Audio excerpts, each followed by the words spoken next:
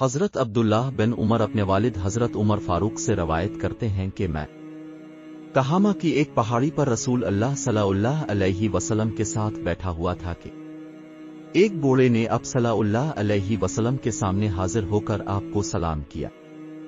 حضور صلی اللہ علیہ وسلم نے جواب دیا اور فرمایا کہ تمہاری آواز اور لہجہ جنات کا لگتا ہے۔ اس نے جواب دیا کہ میں حما بن لقیس بن ابلیس ہوں۔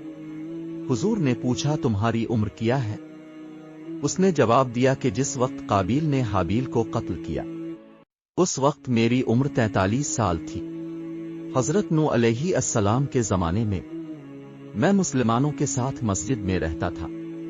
میں نے حضرت نوح علیہ السلام کو بتایا تھا کہ میں حابیل بن آدم کے قاتلوں کی مجلس میں شامل تھا۔ میں خدا سے معافی چاہتا ہوں، کیا خدا میری توبہ قبول کرے گا؟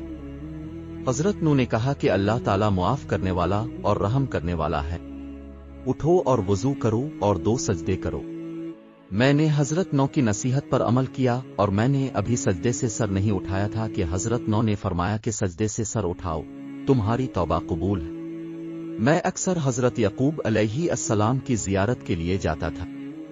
میں حضرت یوسف علیہ السلام کے ساتھ ان کی اسیری کی جگہ پر تھا۔ میں بیابان میں حضرت الیاس علیہ السلام سے ملتا تھا اور اب بھی حضرت الیاس سے ملاقات کرتا ہوں۔ میں نے حضرت موسیٰ علیہ السلام کو بھی دیکھا ہے۔ اس نے مجھے عہد نامہ قدیم کی کتابوں میں تعلیم دی اور بتایا کہ جب آپ حضرت عیسیٰ علیہ السلام سے ملیں تو میرا سلام پیش کریں۔ میں نے حضرت موسیٰ کا سلام حضرت عیسیٰ کو پہنچایا۔ حضرت عیسیٰ نے مجھ سے فرمایا کہ جب تم رسول اللہ صلی اللہ علیہ وسلم سے ملو تو میرا سلام ان کو پہنچانا۔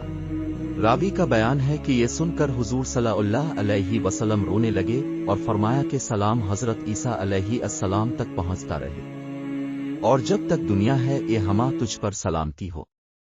جو کچھ آپ کو سونپا گیا تھا اپنے اسے پورا کیا۔ اس واقعہ سے ہمیں سبق ملتا ہے کہ ایک شیطان کی توبہ قبول ہو سکتی ہے تو ہماری توبہ کیوں نہیں قبول ہو سکتی؟ ہم تو اشرف المخلوقات ہیں۔ تو آج سے عہد کریں کہ ہم اللہ سے معافی کے طلبگار ہیں، پھر دیکھنا آپ کی زندگی میں سکون کیسے آئے گا۔